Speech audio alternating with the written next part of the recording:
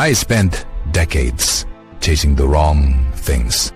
Now, I'm 79, sitting alone, and the only people who would have stayed, I pushed them all away. I've been thinking a lot lately about the people I let slip away.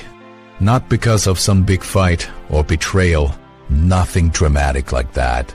I just stopped calling, stopped showing up. I told myself I was busy, that we'd catch up later, that they'd understand. And they did understand for a while. But understanding doesn't mean waiting forever. Welcome back to my channel. I don't have many followers here, but if you left a comment the last time, I read it. Every single one. Your words mean more to me than you probably realize. They remind me I'm not just talking to myself in an empty room. I need to tell you about something I got wrong, something I didn't see until it was far too late to fix it. When I was younger, maybe in my 30s and 40s, I had a group of friends, real friends. The kind who knew me before I became whoever I was trying to be. We grew up in the same neighborhood, went to the same schools, spent summers doing nothing together, and somehow those were the best days. But then life started moving faster. I got married, started working longer hours. My wife and I bought a house in a different part of town.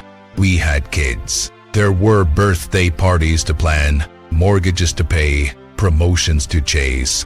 I was building something. At least, that's what I told myself. My friends were still around. They'd call, invite me to things. A barbecue on Saturday, a fishing trip in the fall, just coffee sometimes, nothing fancy. And I'd say, yes, I'd love to, but then the week could get busy and I'd cancel. Or I wouldn't cancel, I just wouldn't show up.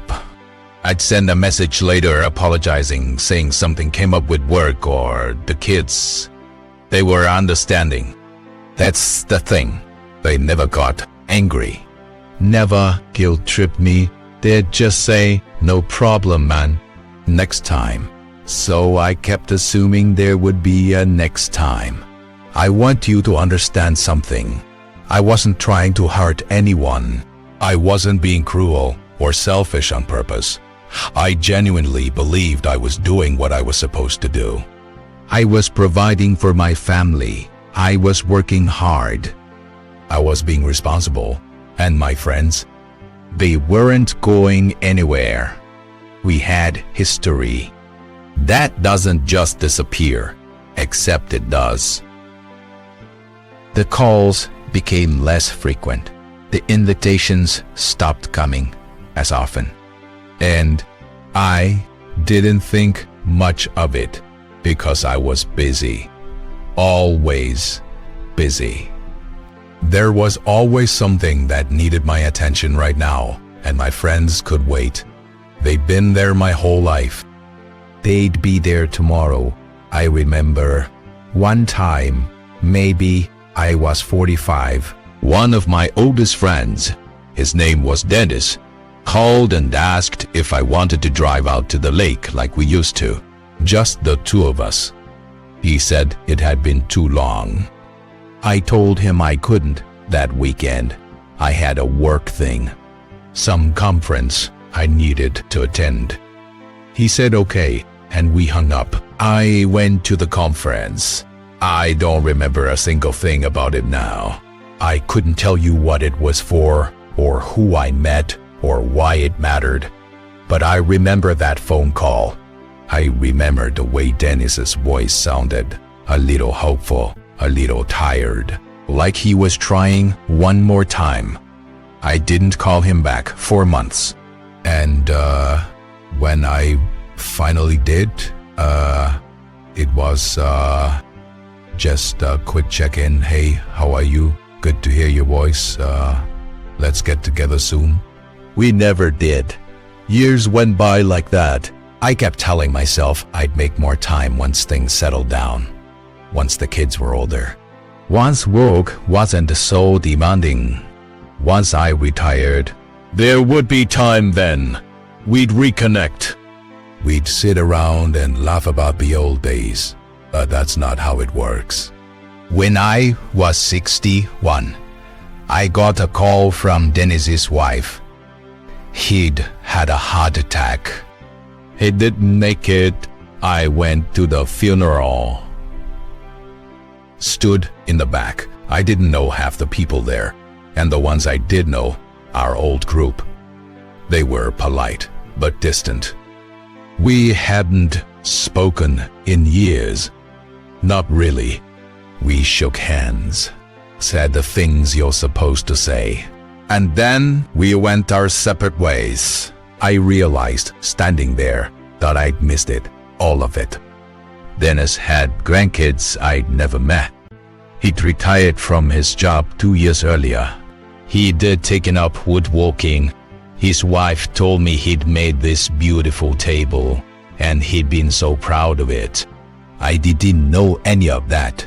I'd barely known him at all anymore. Over the next few years, I started losing more of them. Some to illness. Some just drifted so far away, there was no point in trying to reconnect. We'd become strangers who used to know each other. My wife passed away 4 years ago. Cancer.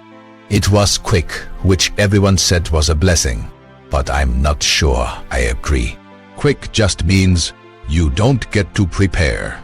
You don't get to say all the things you thought you'd have time to say. After she died, the house got very quiet. My kids live across the country. They call on Sundays, mostly. Sometimes they visit on holidays. They have their own lives.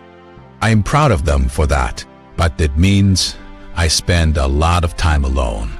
And that's when it really hit me. The people I should have held on to, the ones who knew me before I was a husband, a father, an employee, they were gone. And it was my fault. Not because I'd been cruel, or because we'd fought, but because I'd let them go without even realizing it. I thought the important things were the things that seemed urgent. Work, money, responsibility.